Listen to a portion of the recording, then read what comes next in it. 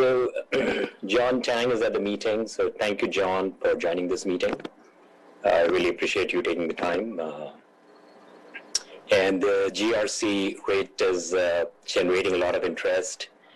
And, the Murky News actually covered an article earlier this week.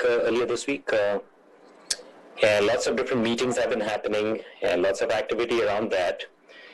San Jose has already held a meeting to discuss this, and a lot of protest emails are going out. And Montessorino also has held a meeting to discuss this. So, like I said, with San Jose, it was on the Rules Committee, and so they are moving forward. Sam Liccardo has made a statement on this that was published as part of the article that I referenced. So, I would like to say that the inaction of our city council on the topic of water has bothered me a lot since 2016. So very recently, a couple of weeks back, I asked the GRC to be placed on the agenda, the 21.47% increase. And unfortunately, I did not get the support of my colleagues today that are on the city council today. And I guess we have much more important priorities than that. And, through my years in the city council, I've always talked about meaningful legislation and activity that is results-oriented. So let me tell you why I'm not going to support this letter. I'm not in favor of this letter because this letter defies logic. And why do I say that? Because Yan has been asked by our citizens why the GRC water rate proposal wasn't placed on the city council agenda. And Yan has replied back that because we don't have any jurisdiction over San Jose Water Company. So my question is this, what is the purpose of this letter if we don't have jurisdiction? Is it a meaningless activity? And either we have a say as council members on water rates, or we don't.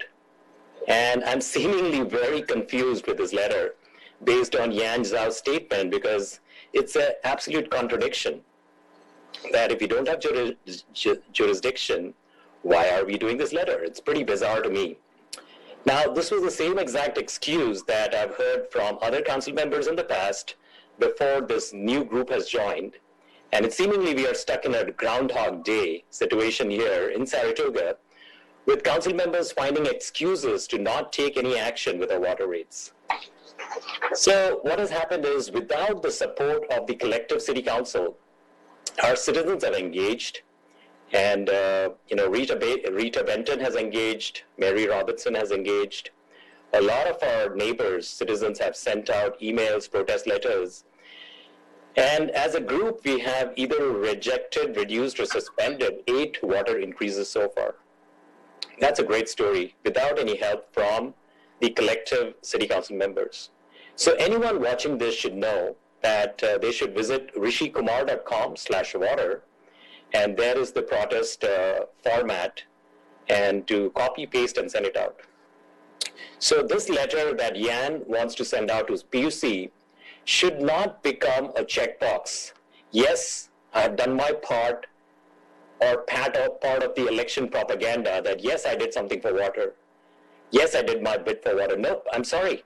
This falls completely short of what needs to be done by our city council members. Okay, so let's talk about, Saratoga's... Councilmember Kumar, Councilmember Kumar, could you please, this is not the time to talk about what you have done in the past. Let's focus on this letter.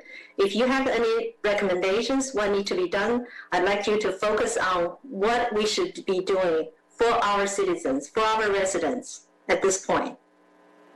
So that's exactly what I'm talking about. So Saratoga's ratepayers are hurting every year thanks to the frequent rate filings by San Jose Water. And Saratogans are hurting as our collective city council members have decided not to take a stance. So our citizens have not exactly been protected against these rate increases. Our city council can take some real action, which is exactly what Mary Robertson has been spoke about earlier. It is one of the top challenges in our city. What we have, I'm sorry, what in front of us is this letter. Let's focus on what you want to do. If you're not supporting this letter, what would you like to recommend it to change or to make any, I mean, I'd like to hear, let's focus on this letter. That's what on this agenda right now. Yep, so we serve the people, and it's a huge problem when we don't step up and give it all we can. So here is one final point. I remember sitting at candidates forum and seeing candidates make campaign promises. Yes, I will fight for water and I will fight against these rate increases. And these words ring hollow because I received emails from neighbors who expressed concern with candidates who were running for office last year and made campaign promises. They are now, once elected, not stepping up for water like they said they would when they were running.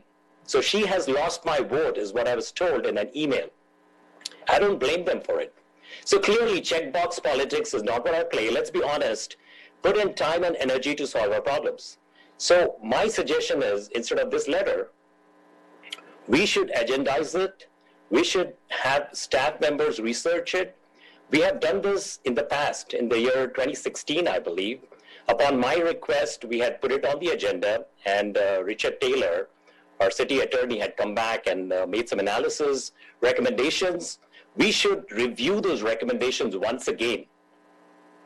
And we should figure out how we can form a coalition with some of the other cities.